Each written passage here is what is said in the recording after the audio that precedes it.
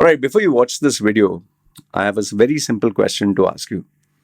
In your office, no? In your office setup, have you noticed that there are people who don't know their job, who are very bad at execution, very bad at leadership, very bad at communication, very bad at almost everything. Yet they are at a very senior role. They are at a very successful position. They are earning more than you. They keep getting promotions. They keep getting salary increments. They keep getting opportunities. While there are people who know more than them, more experienced, more better, more knowledgeable, better leaders, more empathetic, or even it's you, but you're stuck at the same level. Have you ever asked yourself, why am I here? And why is this guy up there? What can I do to reach there? In this video, I'm going to answer the question with real life examples. So watch the video, and yes, do let me know your thoughts in the comments below. Let's start.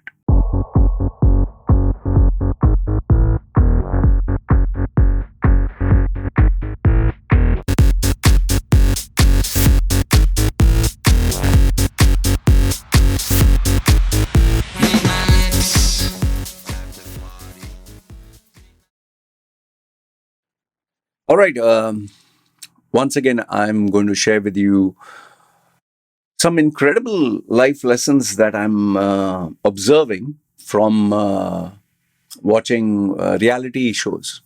It's one of my guilty pleasures, as you can say. And right now, surprisingly, I'm watching Hell's Kitchen. Hell's Kitchen, Gordon Ramsay. I don't know if you know what that is. I'll give you in one line. It is Gordon Ramsay, one of the most foul-mouthed chef. He gets people who want to work for him or under him, and he gives them an opportunity of a lifetime. Normal people or normal chefs. In Hell's Kitchen, it is all chefs. You'll get a $250,000 salary. You'll work in one of the most premier A-list restaurant or outlets of this. Your life will change, okay, from being a chef of a small hotel or small restaurant.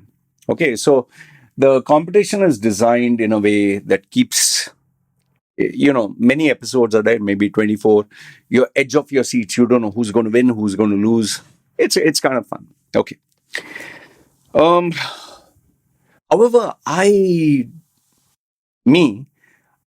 watch it because I love food. I love the way people can be creative with food.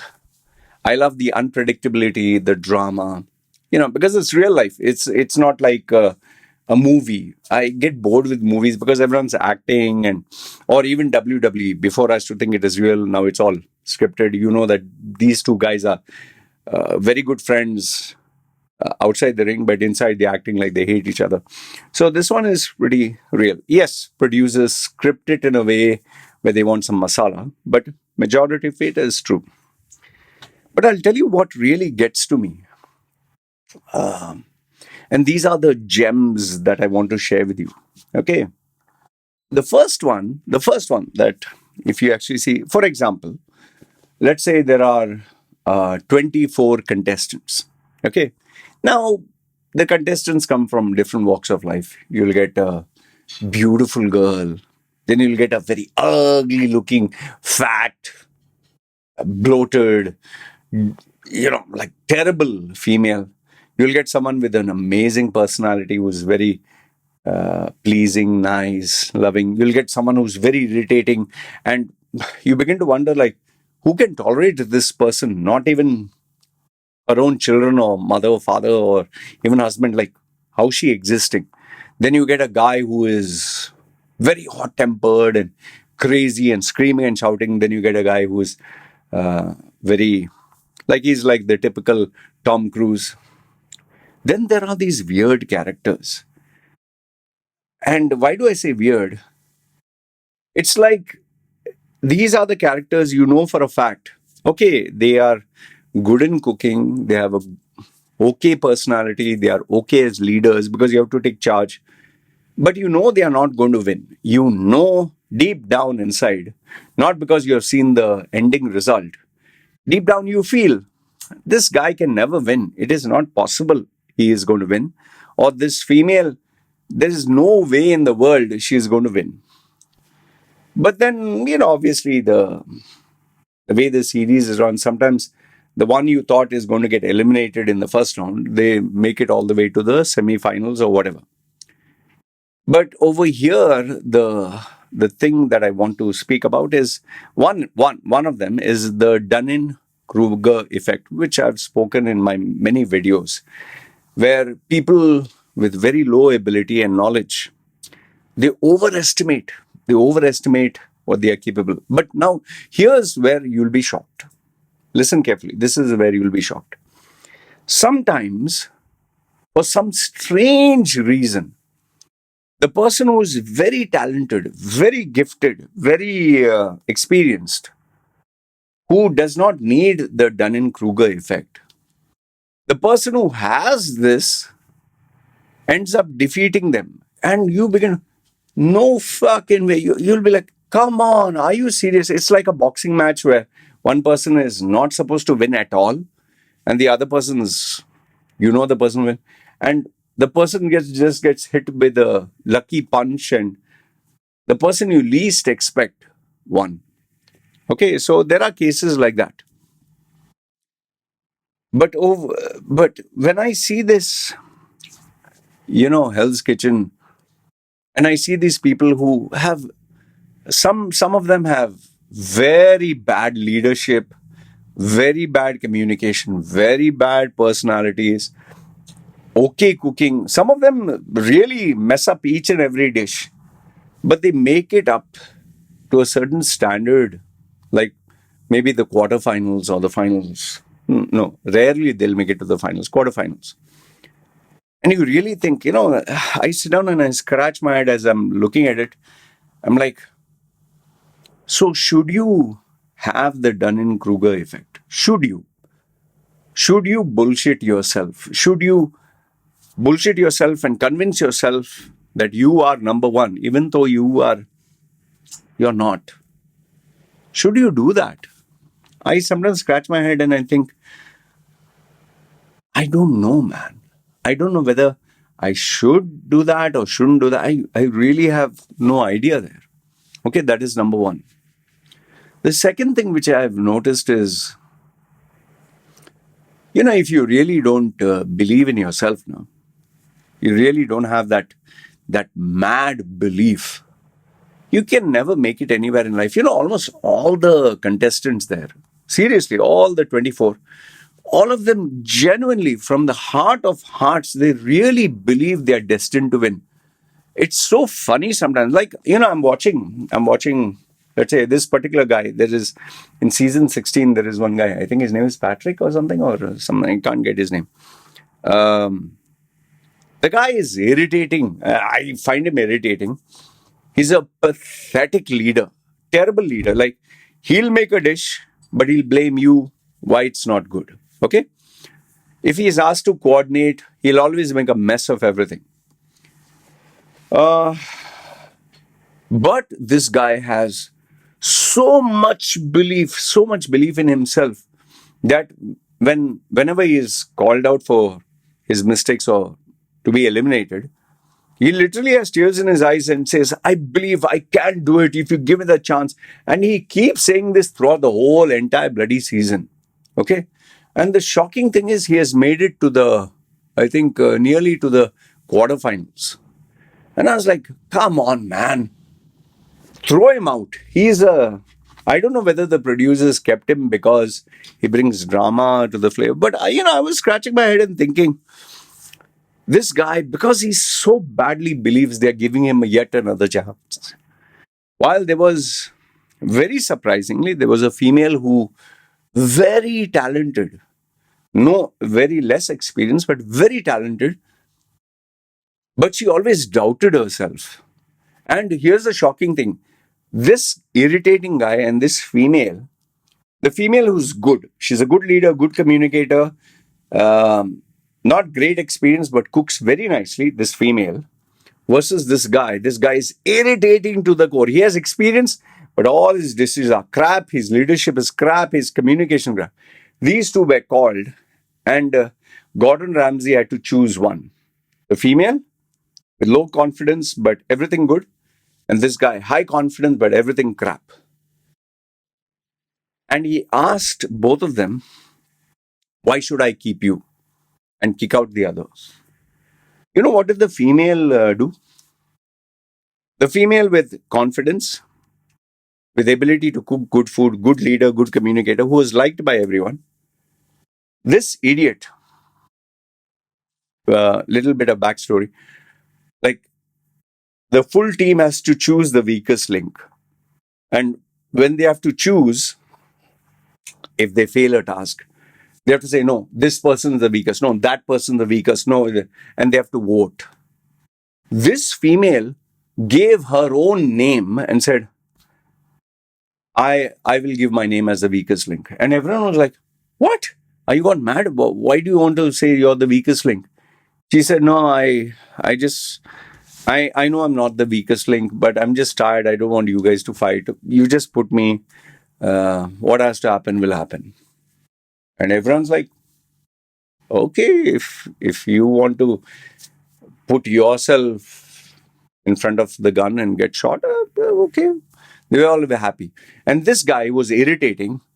Everyone pointed fingers at him. He said, shut up. It's not me. It's not me. He kept refusing, kept fighting. Finally, they were brought in front of Gordon Ramsay. And he asked the girl, why not you? And she was saying, he asked her, why are you here? There are people who are weaker than you. And then this guy, this overhyped guy, he said, she herself volunteered her name that she wants to be the weakest link. And she does not believe in herself, so much so she even packed all her bags that she will be thrown out. And Gordon Ramsay genuinely had a shock. He was like, why would you do that? I didn't call you as the weakest link. I don't have any problems with you. Nobody has a problem. Why did you give? And then she again started to cry and say, I didn't want the people to fight. And I just believe that if it's meant to be, it's meant to be. I know that I'm not the weakest, so I know I'll not be thrown out. But that other guy, he kept fighting and saying, no, but it's not me. Even though Gordon said, you failed here. No, sir, even though I failed there, it is because of this person, that person. And he kept fighting. Finally, Gordon Ramsay said, okay, you, that guy, he tells him, go back in line. And everybody's shocked, like, go back in line means you're not eliminated. And then he calls this girl and says, please hand over your apron. That is a cooking chef. You're out of this competition. And everybody was shocked because by default, this guy should be thrown out, not the girl. And then Gordon Ramsay, before the show is ending, he states in one line, why did he eliminate the candidate? And he speaks out of maturity. What he said is, if you don't believe in yourself, if you are not ready to fight for what you want, if you're not ready to, you know, it's like a dog eat dog world, survival of the fittest. You don't have that. You don't deserve to be in my kitchen. This guy, on the other hand, with hardly any skill, is still ready to fight another day. I want that dog in the fight. So here's the strange bit. I give you two examples. No? One is Dunning-Kruger Effect, where people think that they are smarter than they actually are. The other one is this one, having the fight. I want you to, seriously, I want you to look at your company where you work. You'll see such characters. Yes, seriously, you'll see such characters who don't deserve to be having a job, yet have the job, who don't deserve to be your senior, who don't deserve to get an award, who don't deserve the promotion, who don't deserve the level at which they are. But because of this Dunning-Kruger effect and because of this dog in the fight, like they say, the confidence or even though it's not supposed to be there, they believe in themselves so much, they achieve greatness. While sadly, people like you who are humble or who are nice or who are not like the dog eat dog world. You have to take crap. Have you ever thought why the hell that happens? Well, I finally gave you an observation. So now the question begets, okay, so Lloyd, you suggest I start bullshitting? Or do I start portraying? I know everything even though I don't know anything. Do I oversell myself, overmarket? Here's the sad part. I can't I can't give a standard stock answer for everyone. I can't tell you, listen, start bullshitting, start marketing what you don't have, start telling lies. Because maybe it worked for one guy, maybe it'll not work for another guy. Maybe it really benefited one person, maybe another person it backfired so bad that his career is destroyed. So anything can happen. All I'm trying to do and tell you is this is also what happens in the real world. We like to believe, no? If you're good, good things will happen. If you're bad, bad things will happen. Well, here is one observation where if you're bad, maybe sometimes good things will happen. And if you're good or too good, shit happens. So, anyway, I thought I'd share this with you. Let me know, what do you think, man? I really am curious to know.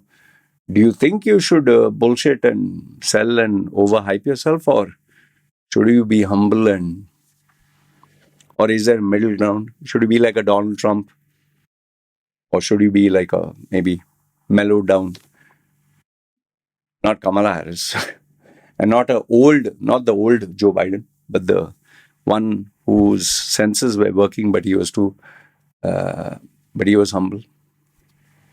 Anyway, let me know your thoughts in the comments below. Good, bad, ugly. I'd love to hear what you have to say. All right. And yes, still have to watch Hell's Kitchen. You guys take care.